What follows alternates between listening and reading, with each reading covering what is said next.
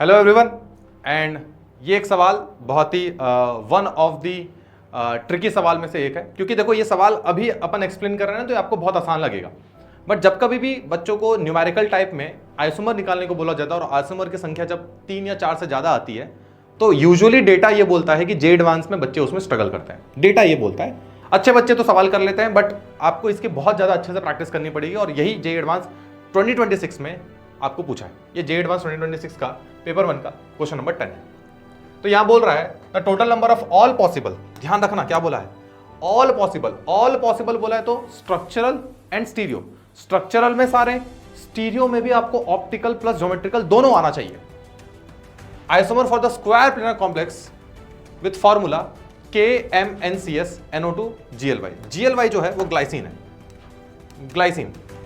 Glycine is the first member of amino acid which is optically inactive. ठीक है, क्या होता है ये COOH NH2 H। तो ये AB टाइप में को लिगेंड दिख रहा है क्योंकि डोनर एटम अलग अलग है। यहाँ CO माइनस हो जाएगा, ग्लाइसिनेटो बन जाएगा वो। तो यहाँ पे अगर मैं स्क्वायर प्लेनर कॉम्प्लेक्स बनाऊं तो यहाँ पे ये बेसिकली इस कॉम्प्लेक्स को मैं ऐसा लिख सकता हूं MABCD, इस टाइप का लिख सकता हूं। तो MABCD ये एक बनेगा, इसका एक और GI बन सकता है। एक और GI कैसे बनेगा, MAB इधर DC कर दो। अब इसमें यह है कि ये दोनों ही जो है एम्बिडेंटेड लिगेंड्स हैं, NCS एंड NO2। आइसोथायोसाइनेट बन सकता है या फिर थायोसाइनेट बन सकता है, नाइट्रेटो N या फिर नाइट्रेटो O बन सकता है।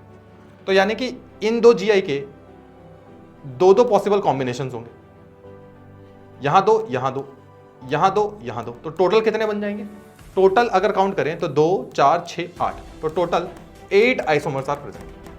8 आइसोमर्स आर प्रेजेंट। तो ये जो क्वेश्चन है अभी जब जे एडवांस हो जाएगा तो हर IIT जैब रिपोर्ट पब्लिश करती है, तो वी विल सी कि ये सवाल कितने लोगों ने सही किया, कितने लोगों ने गलत। आप जरूर बताइएगा कमेंट सेक्शन में कि आपने ये सवाल अगर अटेम्प्ट किया है तो आपसे सही हुआ या नहीं हुआ, और जिन लोगों से नहीं बना है वो जरूर अपने से एक बार ट्राई करके देखिएगा।